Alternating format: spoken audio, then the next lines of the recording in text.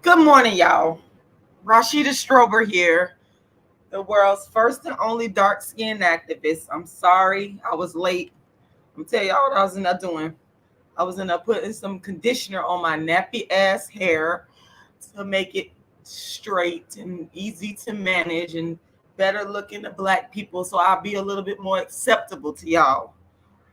Yeah, that's what I was doing. Trying to get my nappy ass hair together. And when you got that nappy, you ain't got that good hair, you ain't got that soft, smooth stuff, you got to condition it and go through the motions. So I got a whole plop of conditioner on my head. That's why I'm not coming on camera right now.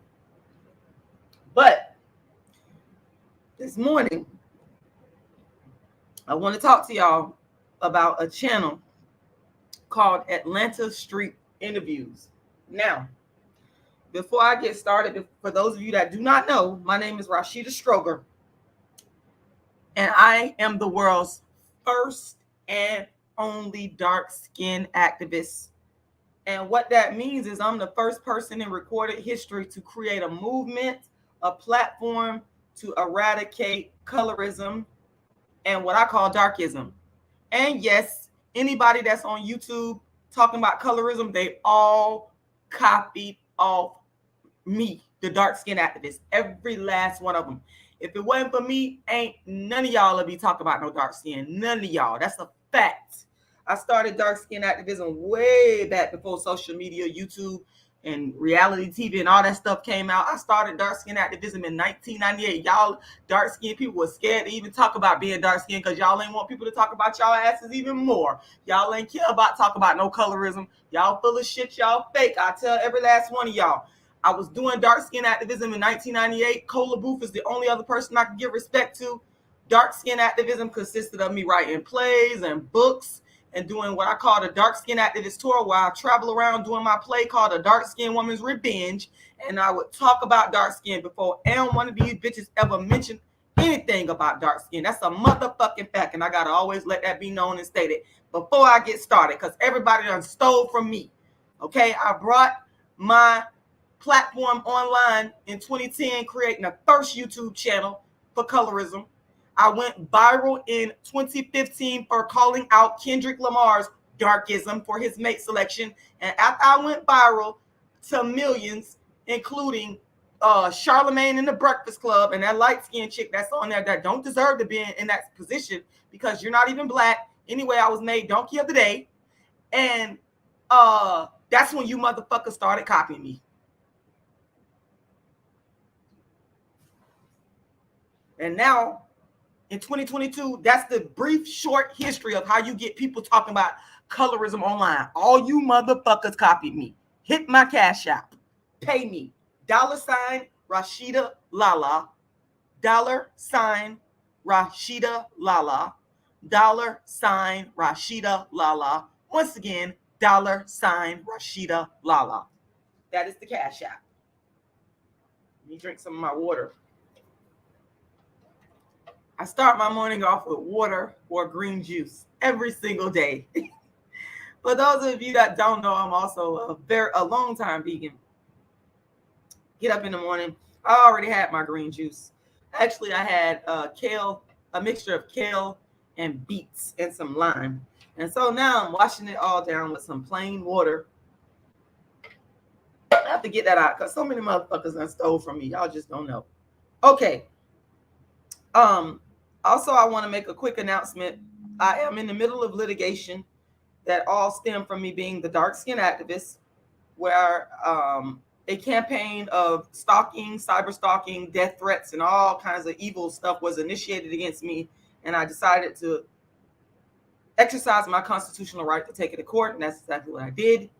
And I'm needing to pay my attorney right now. So please go make a donation. I would like to say thank you to those of you that have already made a donation. I'm very, very, very appreciative. I thank you. I cannot thank you enough. There's still more work to be done. I'm about $748 away from reaching my short-term goal on my GoFundMe. So please, you can go to my GoFundMe and you can make a donation there. You can go to my PayPal and make a donation there. And I'm going to put all this stuff in the in the chat. You can get to my GoFundMe if you Google Rashida Strober GoFundMe. You'll find it. Sorry, my voice is hoarse. I've been talking. You can go to my Cash App, which is $Rashidalala. Once again, $Rashidalala.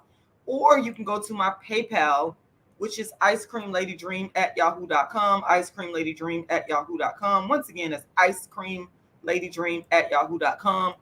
I would really love if someone could go to my GoFundMe and make that GoFundMe get to the short-term goal of $12,000, just $748 away.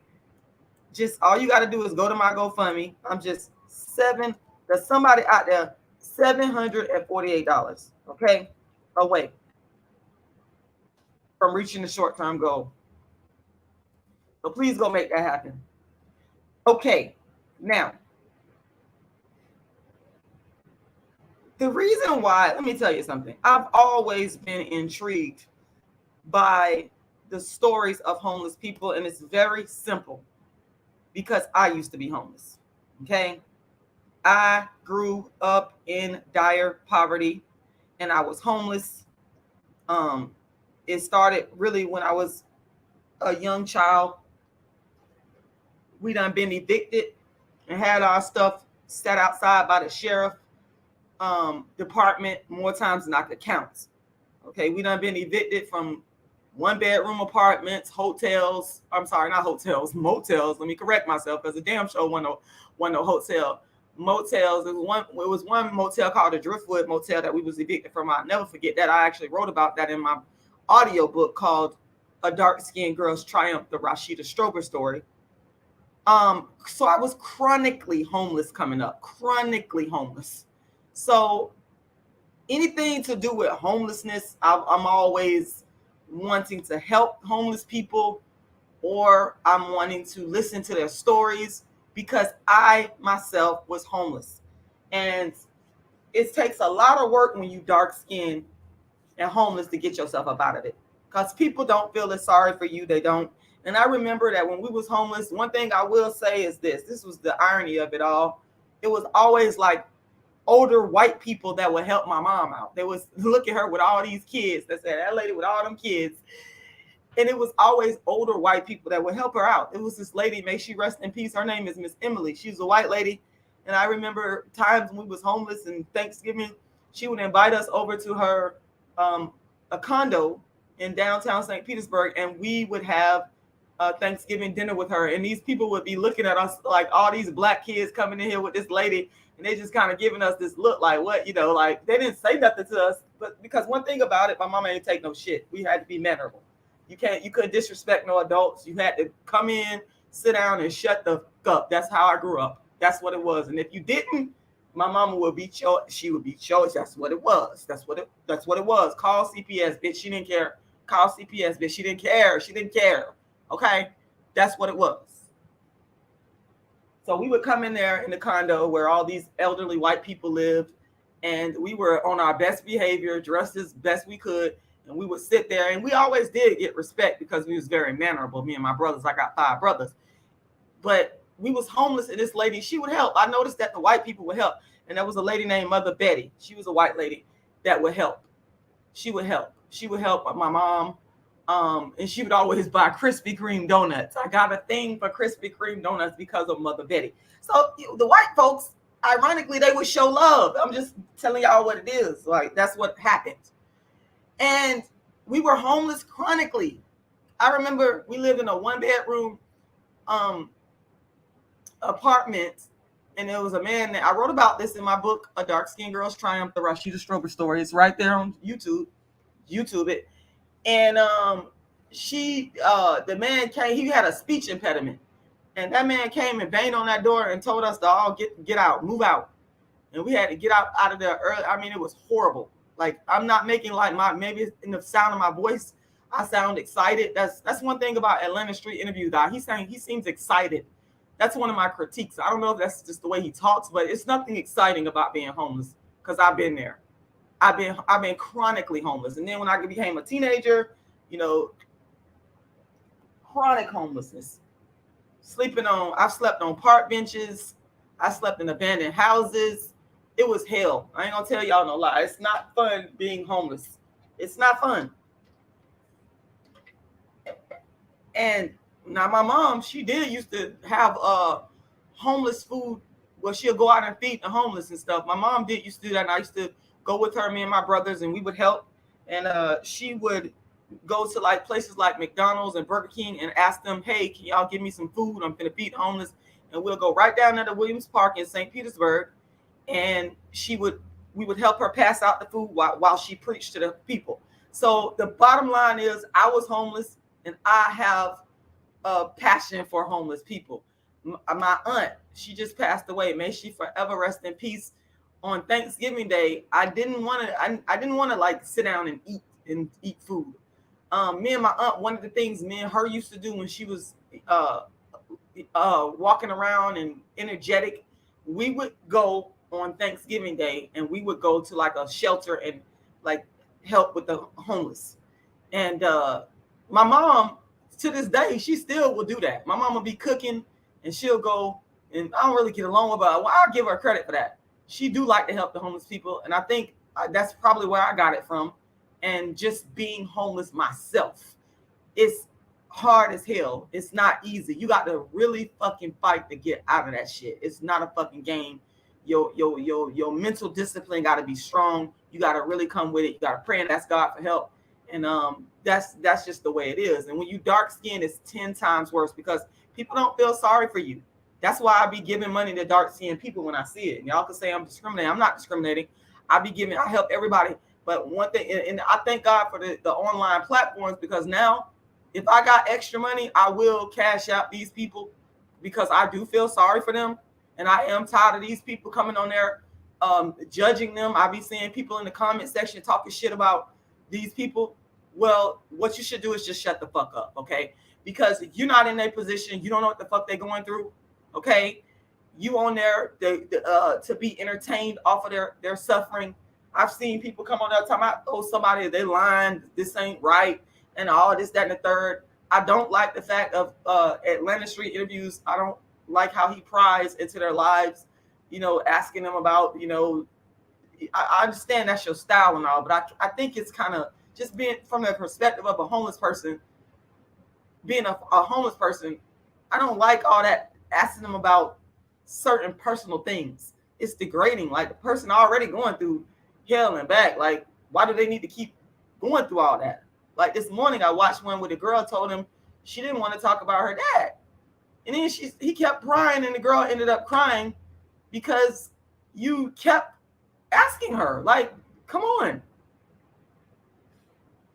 But, Atlanta Street interviews, I think at the same time, what you're doing is good. I think what you're doing is good. But that's my whole background of why I'm inspired. Now, I've seen several channels that talk about the homeless. It's one where there's a white man that does it. I think he was formerly homeless. I can't think of the channel, but y'all, some of y'all probably know what I'm talking about. He does a lot of homeless. That's probably the first one I saw on YouTube. And then there's the Soft White Underbelly, where he interviews homeless people in the underworld of society. And then I just recently ran into the Atlanta Street interviews. And now one thing I noticed about, and I'm not saying all the people on there are dark skinned, but one thing I do notice is the majority of people on that channel. And if you don't believe me, the majority of people on that channel are dark skinned. Yeah, there are some light skinned ones on there. Yeah, I think I saw maybe a white person or two on there. But we got to ask ourselves, why is it that the majority of people on, Atlanta Street interviews, why are they dark skinned? Well, that's a rhetorical question of sorts, but it's really not, because I can answer that. I got an answer for that.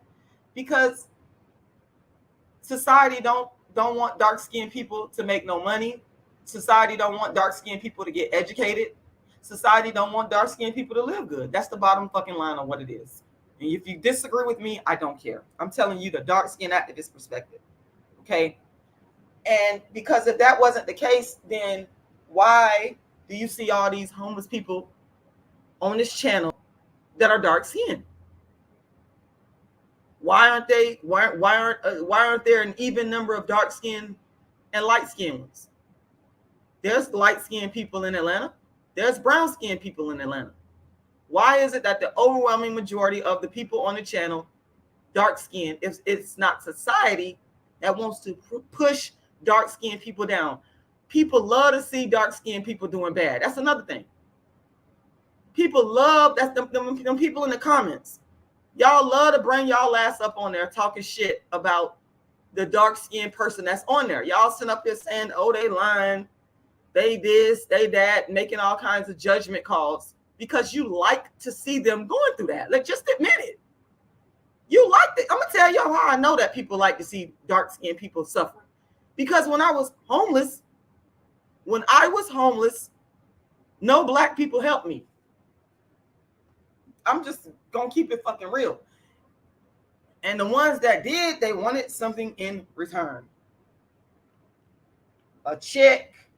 Y'all know about them want to get a check.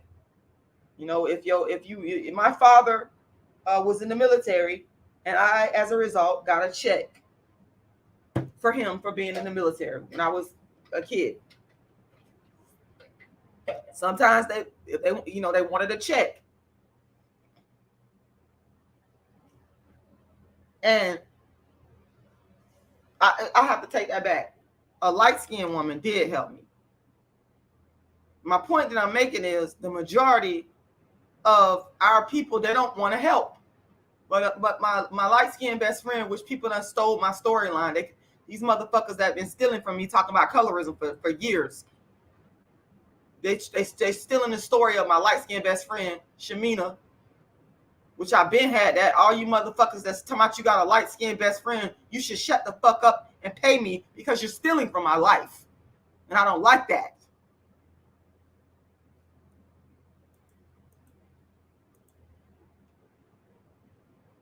But her mother, may she rest in peace, and Shamina just had a birthday. Happy birthday, Shamina. We just talked the other day.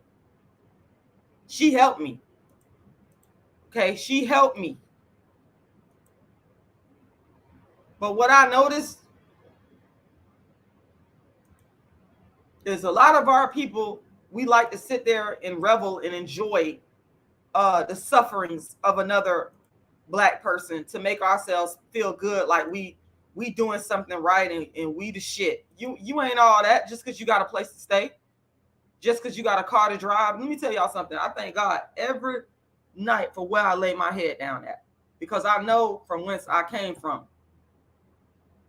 I know from whence I came from. When I come in here and I'm tired and I'm weary and I'm sleepy, I think about the times that I was homeless and did not have a place to stay. And I thank God. I give thanks to God, because it was only God that was able to deliver me and get me out of that situation, and used people to help me. And when I remember one time we lived in the church annex. Now this was a black church, and shout out to this black church, St. Jude Holiness Church, that they did let us live in the church annex. And I remember that there was this dark-skinned girl there. I don't like her to this day. I ain't gonna say your name, but you was a devil.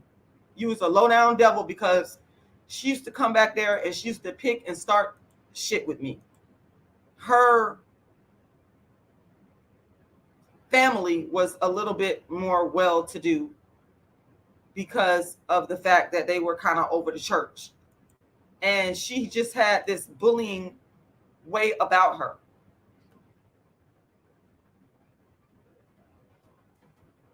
Hold on, y'all.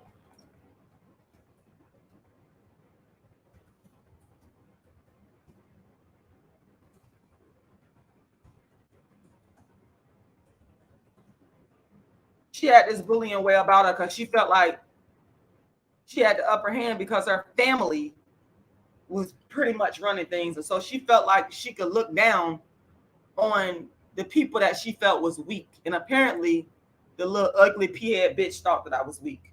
Because yes, she did have a little ugly ass pea-head. She was an ugly pea-head little bitch. And she was an ugly little P-head bitch, more so because of how she acted, not because of necessarily how she looked. Because, you know, she could have redeemed herself with how she looked if she would have, you know, treated, you know, treated me with more decency and respect. And I remember she used to taunt me when we was homeless and we was living in the church annex for a minute. You know, the church annex is like the part where after church where people will come and have like a dinner or a talk or whatever. It's like a separate building apart from the church. And this, you know, that's why I'm saying y'all can't sit up here and tell me, y'all can't tell me shit. You can't come on here and tell me what I'm not saying is true. I've been around black people my whole life. I know what the fuck y'all do. And that girl used to taunt me with that bullshit, and me and her, we did end up getting into it. Like, I'm not gonna tolerate your shit now. You can put your hands on me. We not gonna do that. You bullying me. You coming up with the bully shit. I'm not tolerating it. I do not condone violence, but leave that shit over there. Like, you at the church. I thought about that years later. You in the church. You supposed to be learning all these good virtues about how you supposed to treat your brother and sister. And apparently your ass ain't had no good home training. You ain't had not a lick of damn good home training. Because if she had any fucking home training, she wouldn't have been behaving that way. She wouldn't have been behaving that way. And that's how I'm telling you, some of our people, they love to see other dark-skinned people going through shit. They love to see you doing bad. They love to see you, you know, with your hair not done. They love to see you with raggedy clothes on. They love to see you walk in, like down here in St. Petersburg. They'll pick at you if you ain't got a car, you on a bus, all this dumb shit. They love to see you doing bad. Y'all can sit up there and deny it, but you know I'm telling the truth. You love it. Y'all like it. It makes you feel superior and better about your damn situation. But you ain't no fucking better. If you sit up here looking down on a dark-skinned person because they homeless or they going through whatever, some of them might be on drugs or because of the trauma that they've been through, or, you know, some of them, you know, bitch-ass motherfuckers around here making false allegations to agencies, all kinds of nasty shit that people do. Some of our people is just some dirty-ass motherfuckers, some straight fucking dirty motherfuckers. And you know, when I watch, and I'm not saying this about Atlanta Street interviews, I'm talking about some other shit just in general about how our people be behaving towards dark-skinned people when they feel like, oh, I got the upper hand, oh bitch, I'm better than you, oh, I got a house, I live in this neighborhood, I drive this car, I work at this. So bitch, so to that I say so I don't give a fuck. To all the people out there that think they're better because you got a little house, because you got a little car, you got a little raggedy ass car, you got a motherfucking whatever the fuck you got, you're not fucking better. You're not better. You're not better. You're a fucking wage slave. That's another thing. You are a wage slave. You a slave. All that stuff you have, you a slave. Most of us ain't got no fucking wealth. What's your net worth, bitch? What's your net worth? Why you sitting up here talking about other people? And do you know what the purpose of wealth is? I'm finna tell y'all what the fucking purpose of wealth is. I've learned that. The purpose of wealth is controlling your time and to help other people, you dumb motherfucker. To the dumb motherfuckers that don't fucking get it. That's the fucking whole purpose. Not to sit there and brag about what you got, so bitch. So. And I can't stand the ones that they'll sit there and they'll fucking brag about what they mama or grandma or granddad or dad done worked hard and built. Like they built it. You ain't did shit. That's what your oh my people got this. Bitch, what the fuck do you got? What the fuck do you have? What kind of work did your ugly ass put in?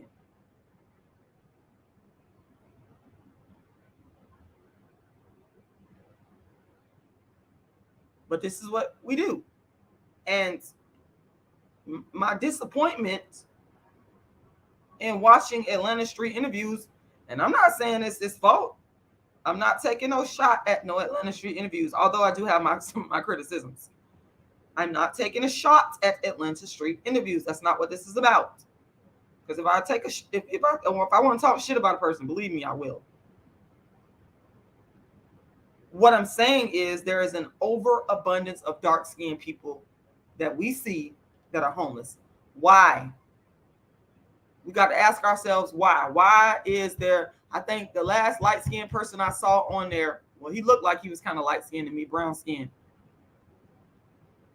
was a young man. I think he was around 20-something.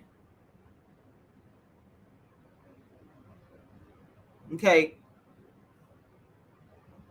And I'm not saying because people be love to lie on me. Y'all like to steal from me. Y'all want to steal from me and then y'all be lying.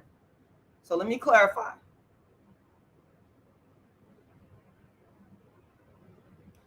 I don't want anybody to be homeless. Dark skin, light skin, brown skin, white skin, purple skin. Because I'll donate. If I got money and a homeless person asks me for money, I don't give a damn what color they are. I will donate. But what I will say is I don't understand why the non-black people you out there, you should be exercising your privilege because you can damn sure move back into society and get what the fuck you want way easier than a dark-skinned person. Way more easier than a damn dark skin. How the fuck do I know? Because I just told y'all I was homeless and I had to fight and scuffle and fight. And mainly mental. The battle was mental to get myself up out of that situation. I remember I used to walk out there on St. Pete Beach and we call it put in applications. Back in the 90s, there wasn't no, online stuff like it is now. So you either had to catch the bus or I would walk. And I would put in applications until somebody hired me. And then I would have to walk to work until I got up on my feet. I was doing this shit. So can't nobody tell me about what struggle is about because I haven't been there. I've lived it. What we seeing online right now with these homeless people, that's been going on. I lived that life. This is why I can empathize with these people. This is why I come on here and talk about these people. And this is why I'm saying that there is an overabundance. There's an overrepresentation of dark-skinned people in the homeless population. There is. And that's wrong. There's a problem there.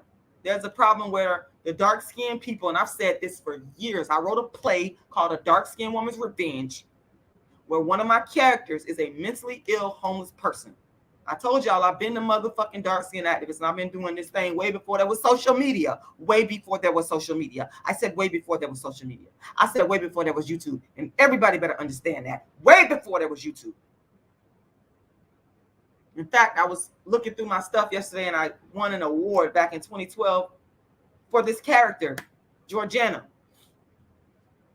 Bottom line is, she is representative of the fact of how dark-skinned people are very, very slow to help dark-skinned people to get the services that they need. So, for example, if you're a dark-skinned drug addict, it might take some time to get you the services that you need because people might not feel sympathetic towards you because you're black, you're dark, your ass is dark. I walk in the store and these racists, I walk in the store and they looking at me like, what the fuck you looking at me for? I'm just walking in the goddamn store to buy me some fucking kale to make me some damn green juice. What the fuck?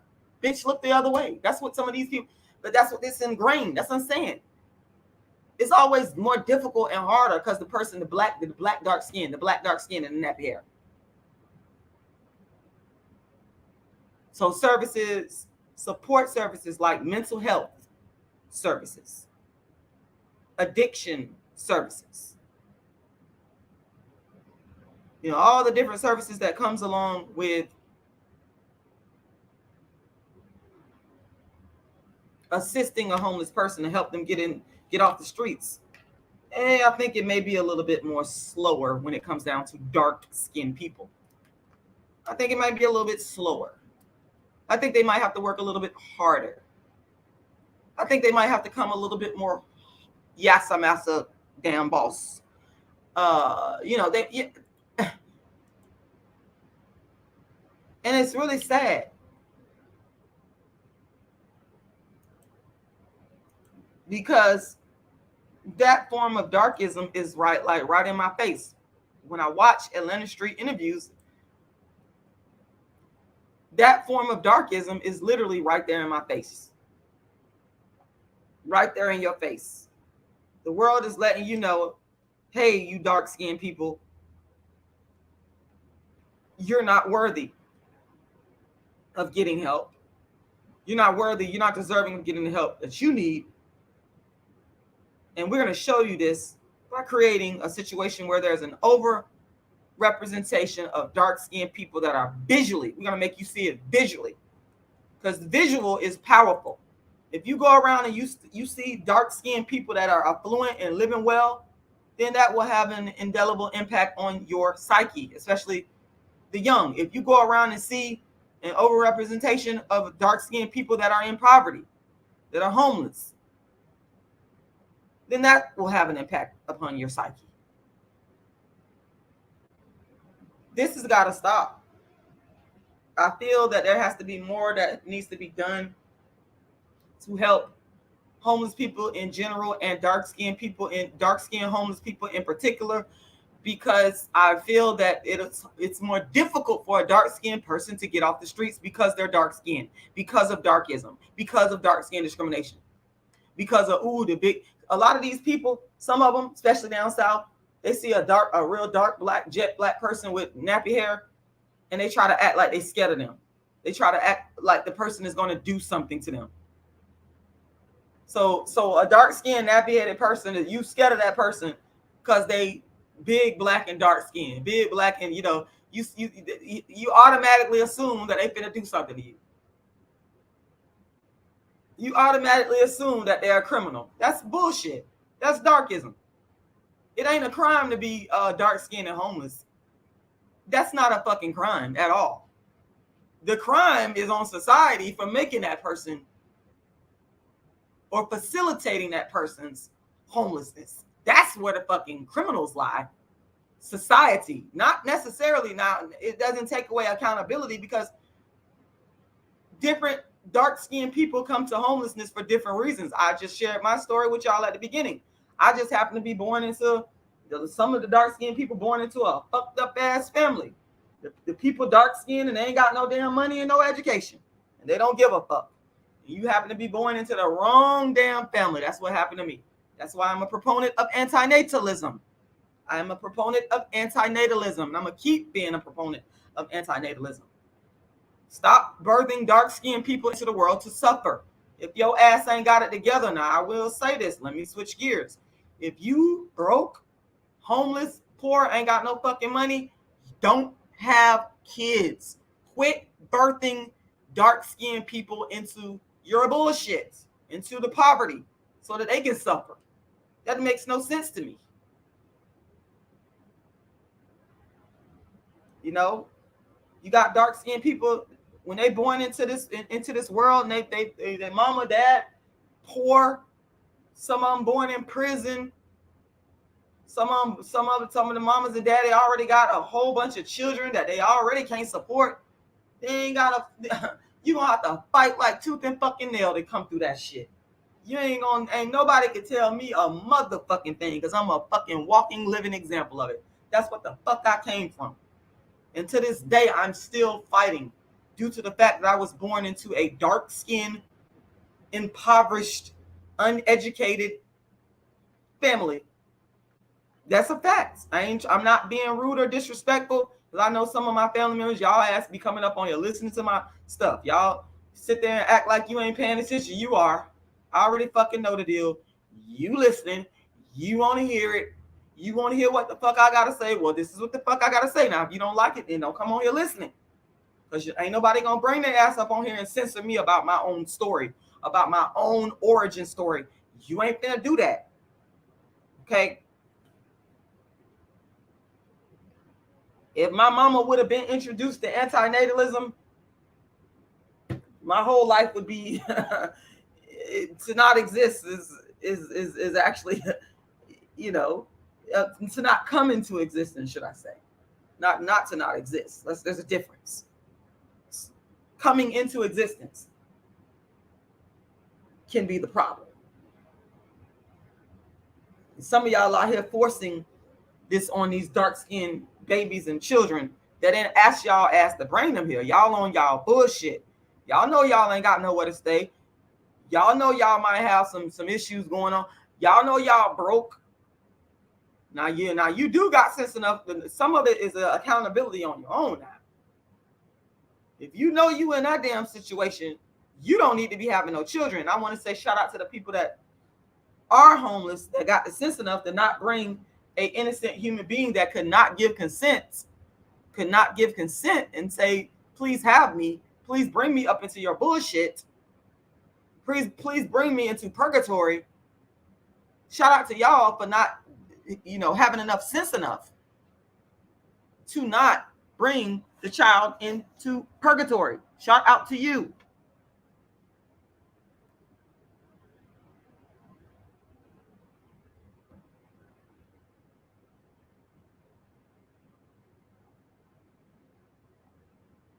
If you see a homeless dark-skinned person, whether that be online or on the street, you need to donate to them. That's another thing I need to say. All this looking down on people, because I remember, like, I'm going back off of my own experience. That's all we can do sometimes. I remember my mama, she would go to some of the black churches and ask for help. It was one black church that would help her, but the majority of them, they would not help her. They sure wouldn't. I'm not gonna sit up here and lie. That's what it was. They would not help. So I feel like black people, y'all have some money. You need to do more to help homeless black people. Dark skin, light skin, everything in between. If they're asking you for money, donate it. You don't need to sit up there and worry about, some of y'all worry about, oh, they finna go buy some beer. That's not your concern, what the fuck they're gonna buy. You can't tell them what to do once they get the damn money. You sit up here worried about, well, they got this or they got that. So what you need to be doing is worried about helping them, instead of worrying about trying to control what they do with the money that you give them.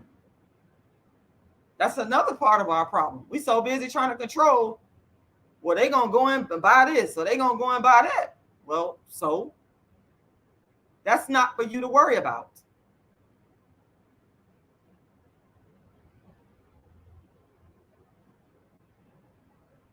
You're just supposed to help and keep it moving.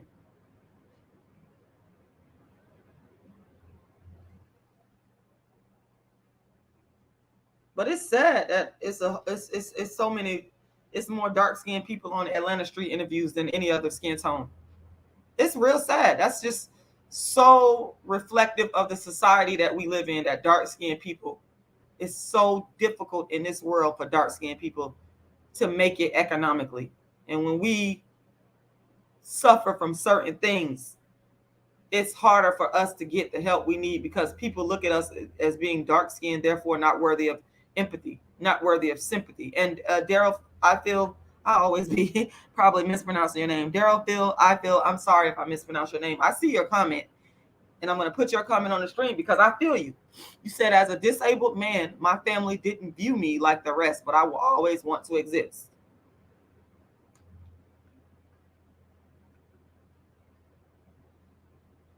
And sometimes it is like that, unfortunately,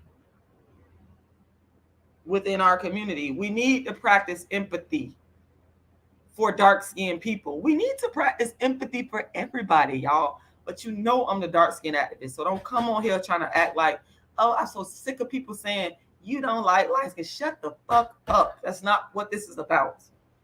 My channel is not anti-light skin. As much as y'all want to paint it that way, you can send me all the emails and the DMs you want. You can keep doing it. I don't give a damn. I know what I'm about, and God knows what I'm about. We need to practice more empathy on dark-skinned people.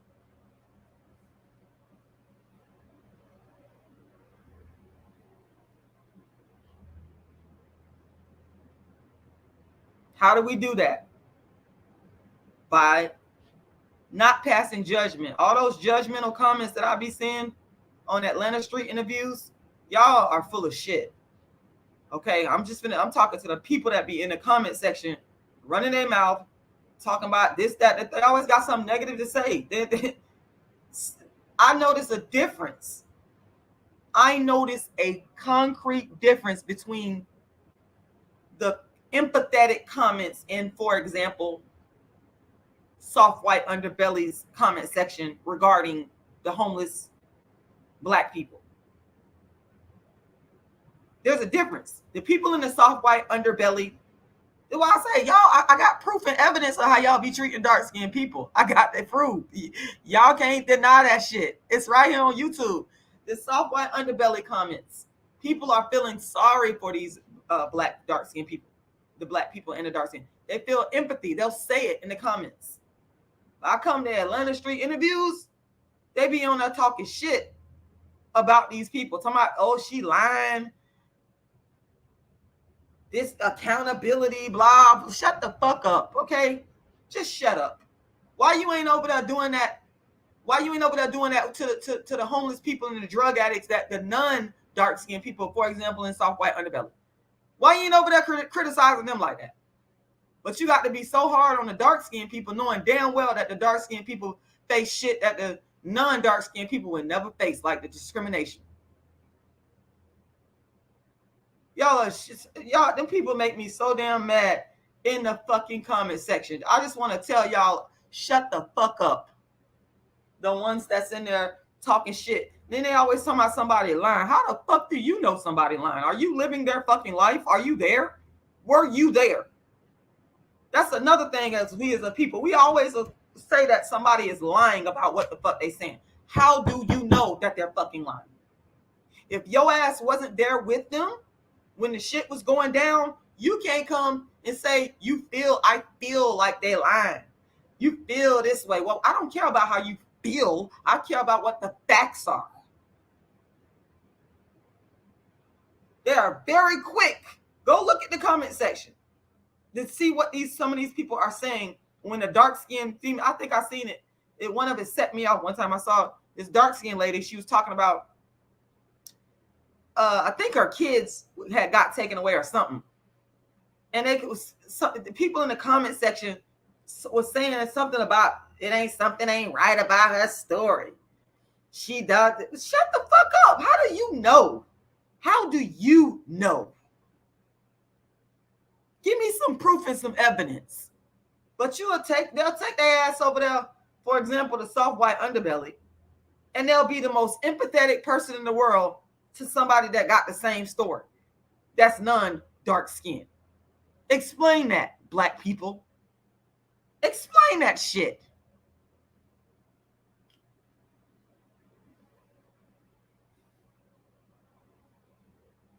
And then that's my critique of the interviewer. I feel like sometimes you're not as empathetic. You sit up here like this one lady. I got to do a whole live on that. You sat there and kept asking the lady, it was a dark-skinned lady that was married to a dark-skinned man, and one of the children was light-skinned. You kept sitting up there insinuating that wasn't the dark-skinned man wasn't the baby daddy. What the hell? Don't you know that two dark-skinned people can have a light-skinned child? Don't you know that? How are you gonna sit there and keep telling this lady that he's not the husband ain't the baby daddy? That was so crazy to me. I was like, what the hell? Oh, Black people, we are completely just. Sometimes I just don't fucking know. But I gotta get off here, y'all. Woo, it's a bitch being dark skinned. It's a bitch. It's a bitch being dark skinned. Not because of dark skin intrinsically is a bitch. It's the way that dark skinned people are treated. Ugh.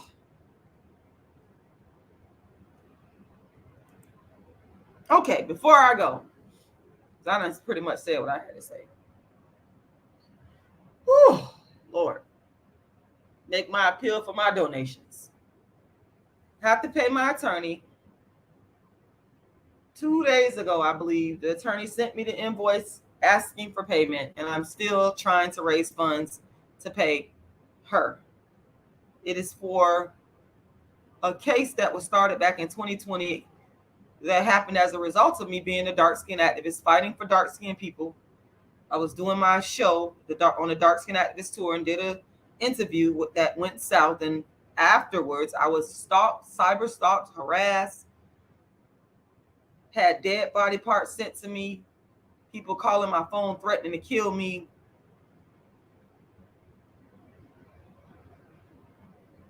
And on and on and on, even until this very day, I still get the harassment coming through, the cyber stalking coming through. And so I exercise my legal right to go to court to stop all of this. And 2 of the times I lost.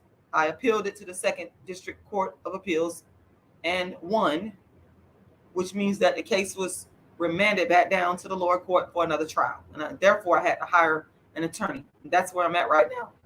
So that is why I'm raising funds to pay my attorney. So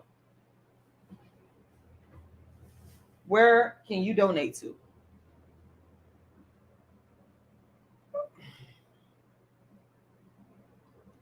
You can go to my Cash App, which is $Rashida Lala, $Rashida Lala. Once again, that's $Rashida Lala. You can also find that Cash App. It's right in the description to any video that I have on YouTube. It's always there. You can also go to my PayPal and make a donation. My PayPal is icecreamladydream@yahoo.com. icecreamladydream@yahoo.com. Let me put all of this in the chat so y'all can see it. Please go and donate right now. I have not raised enough money. I need to pay my lawyer. Please go and donate. I cannot stress this enough. If someone would make a $748 donation, let me tell you, that would go so far to helping me to pay for my legal expenses. And when I say the $748 donation, that is the amount that I need on my GoFundMe to reach the short-term goal of $12,000. Let me just share my screen here so y'all can see what I'm talking about. Yes, $748. That's my short-term goal on my GoFundMe. If someone would go ahead and make a donation of $748,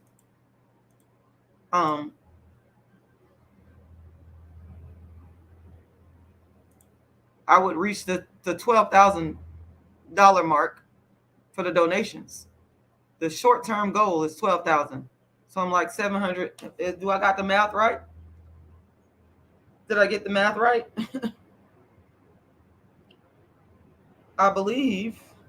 Hold on one second. Hold on, y'all.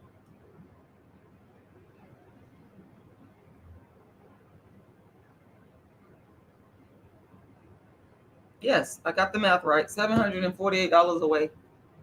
Yeah, I had to pull out my little calculator there. My brain is tired. I'm too tired to be up here doing mental math calculations in my head. But $748 is what I'm in need of to reach the short-term goal of $12,000. Now, keep in mind, that is my short-term goal, y'all. My long-term goal is to raise $1 million, because I get to that $1 million mark, even if I get anywhere near it, I'm going to be traveling all around just like I've done for years, but I've done it on a limited funding, and it was very hard to do when you ain't got no money. But if you want to make it happen, you're going to find a way to make it happen. But if I get to that $1 million, I'm going to travel all over in person like I've been doing, because I've been a dark-skinned activist, spreading awareness about what dark-skinned people go through, and I'm going to do it through my plays and my darkism talks. I can expand. So that's my long-term goal, is to raise $1 million. And I know I'm going to get it. I know somebody out there got $1 million that could fund this entire campaign. I know it. That's why I won't stop. But right now where I'm at is facing the litigation in court as a result of me being a dark-skinned activist and standing up for you, dark-skinned Black people. And I'm asking y'all to stand up for me. I need your help. Support me. You see that I am doing the work. I've been doing the work. And now I simply need the support. I need the financial support. I got to pay the lawyer. Y'all know lawyers, they don't work for free.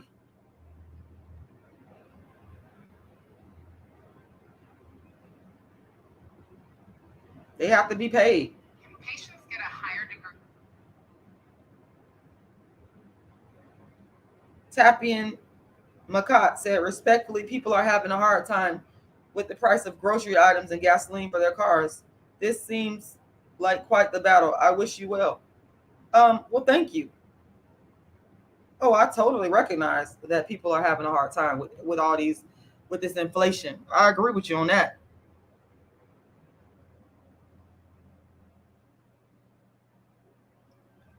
You also say, may I ask what legal or financial remedy are you seeking from this case?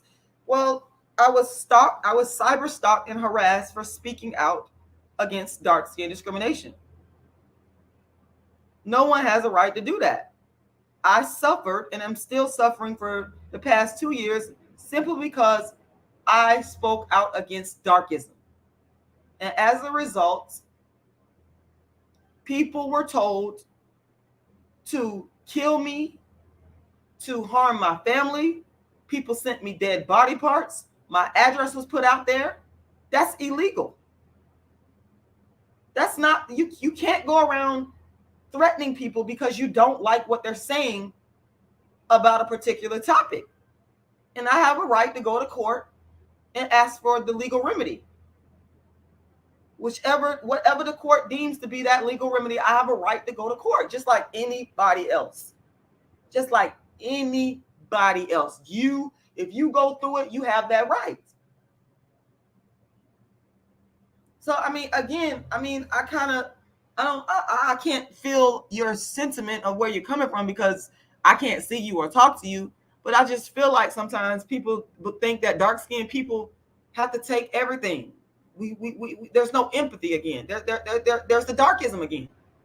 Like, I'm supposed to just sit back and just take all this shit that have been done to me, falsely calling CPS, all this evil shit that have been done to me, people calling me, threatening to kill me, blow my house up with an AK-40, all kind of bullshit.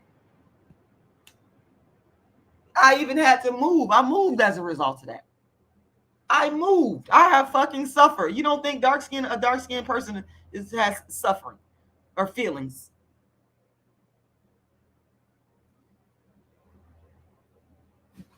Do you think a dark-skinned person, do you think I got feelings? Do you think I have feelings? Because I wonder sometimes, do people think that dark-skinned women or dark-skinned people have any feeling? Do we experience trauma? I think that out of all the people in the world, dark-skinned people feel like we ain't got no type of feeling. I don't know, maybe because of how I talk. If I get accused of talking manly or talking masculine. I think that's something that dark-skinned women suffer. If we have a different tonation in our voice. Meanwhile, you're being manipulated and bad shit is going down and evil shit is going down because a female might speak softly and she doing all kinds of nasty evil shit. But you want to demonize me because of how I talk.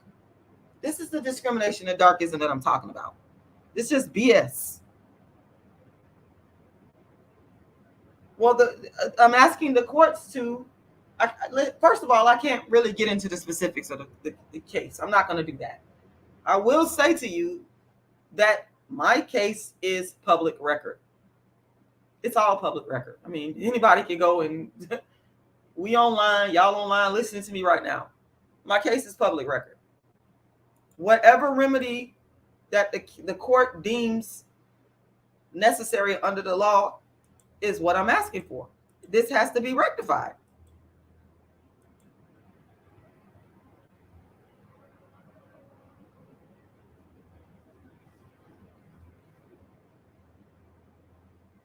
That is true, Tapian. I hope I'm saying your name right. And that's why I just said I cannot get into the very specifics of the case. But what I can say is I am asking for whatever the courts deem necessary. And don't come on here disrespecting me now. Talking about it's not rocket science. You are at liberty to mention what you are seeking. Okay, I don't know. See, some of y'all be coming on here with that disrespectful stuff. I'm trying to be like, I be trying like to listen. I'm not trying to argue this morning with you, but you ain't gonna bring your ass up on here disrespecting me now. Now we ain't gonna do that. With the little shade throwing now, we ain't gonna do all of that now, because I done answered your question. You need to respect the fact that I'm telling you, I'm not gonna sit here and get into the bare bones and details of my case, because I can't do that. You seem intelligent, you got common sense, and if you're not gonna donate, then I'm not gonna sit up here and go through the motions with you back and forth, and you know, you badgering me just because you feel like, oh, I need a donation. I don't need a donation that damn bad now. I don't allow people to be disrespecting me. I don't allow that now. I don't allow people to disrespect me just for no donation. We're not doing that. Now, I done told you my case is public record. Everything I said is verifiable. I don't lie. I don't have a reason to come up on no platform and lie. When people done seen me and met me in person, I don't lie. I just went to one of my supporters' house yesterday that invited me to their house and picked up a donation because they know I'm the fucking real deal. They know. So I don't know what you're looking for, but please quit badgering me.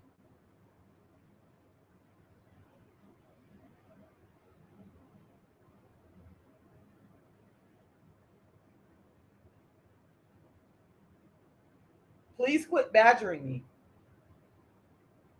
Because that's what I feel like you're doing right now. You're badgering me. And I sat there and told you that I cannot speak on the specifics of my case.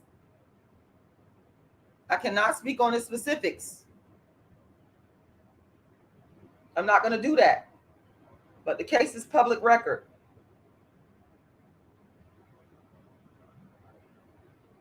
The case is public record.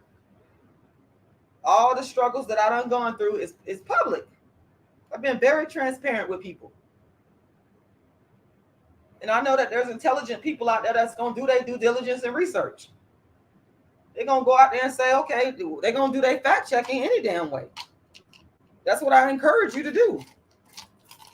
But as far as me coming on here, like talking in detail, you really think I can come on here and speak in detail about my case? I can't do that.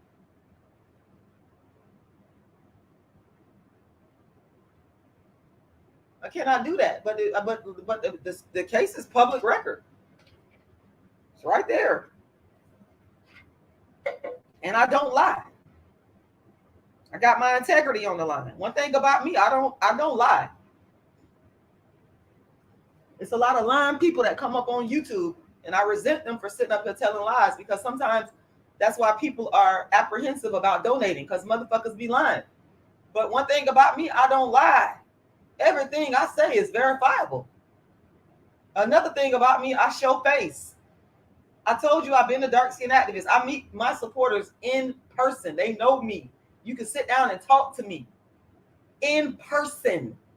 I just told you I went to one of my supporters' houses yesterday. Shout out to you. I ain't gonna say your name. Went over there and talked to him in person. They know all about what's going on. People know me in person, not just no YouTube, sitting up here on no YouTube talking. No, I don't do that.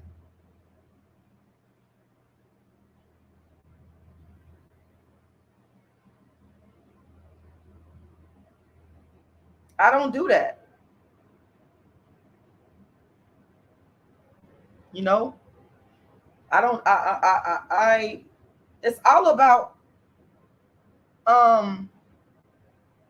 integrity.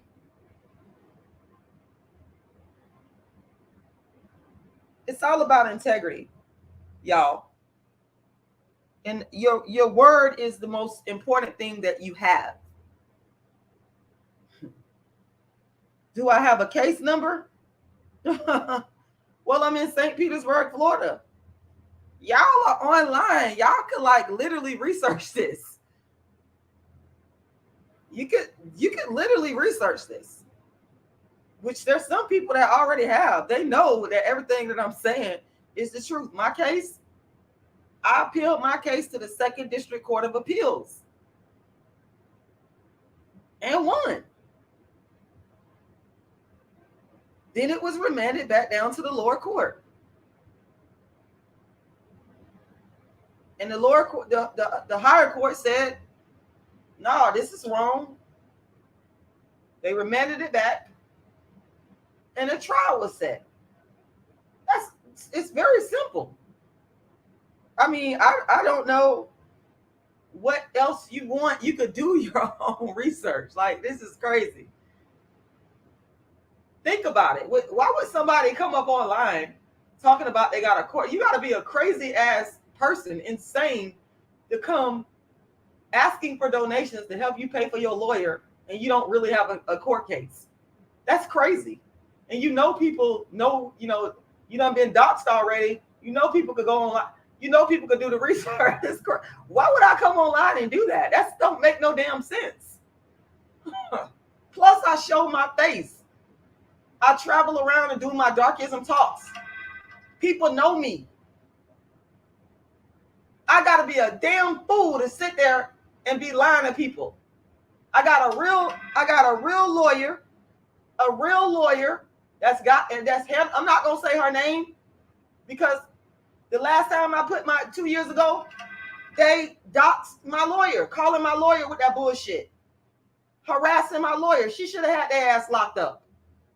I'm not gonna sit up here and put her information out there, but I have a real lawyer that has to be paid that's working on my case. My case was appealed to the Second District Court of Appeals. But you don't believe me. Why? Because I'm a dark-skinned female? I bet if I was a light-skinned woman saying this shit, y'all wouldn't be asking me all these questions. The Second District Court of Appeals in Florida. The Second District Court of Appeals. I got to get grilled because I'm dark-skinned. You doing this to me. I feel like taping. I hope I got your name right. You doing this to me because I'm dark-skinned. I'm just going to say that, to tell you straight up. You're wrong. You're wrong for doing that. You're absolutely wrong for sitting up here doing that to me. Because if I was a light-skinned woman or a non-black woman, you wouldn't be going through all of this. You would just go and say, okay, the lady done been put through enough. Let me donate. Let me put something towards her to help her out. But this will prove my whole point of what I be talking about, the dark-skinned people. This is what y'all do to dark-skinned people. You'll take us through hell and high water just to give a donation. What is wrong with y'all? What is wrong with you? This right here is just crazy. Sitting up here bashing me and just browbeating the hell out of me when I'm telling you this is what the fuck? I'm tired of talking. This is just crazy. I gotta laugh to keep from crying because I think some of y'all are just crazy. Y'all just be doing this shit on purpose just to make me upset. I think you be actually doing this. I'm telling the truth. You could go fact check, but you're sitting up here doing it on purpose. Lord have mercy.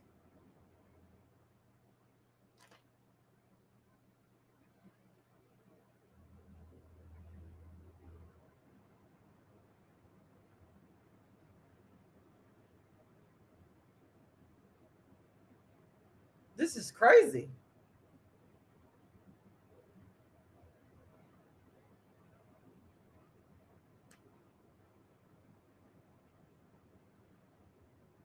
Lord, this is crazy. Anyway, the Cash App, once again, is $Rashidalala. Whew, I'm just tired. I'm tired. Like, I'm fucking tired. $Rashidalala. $Rashidalala.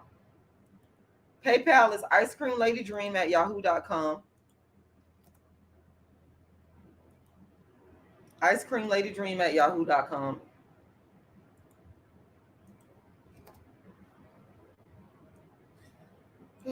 Goodness, I'm tired.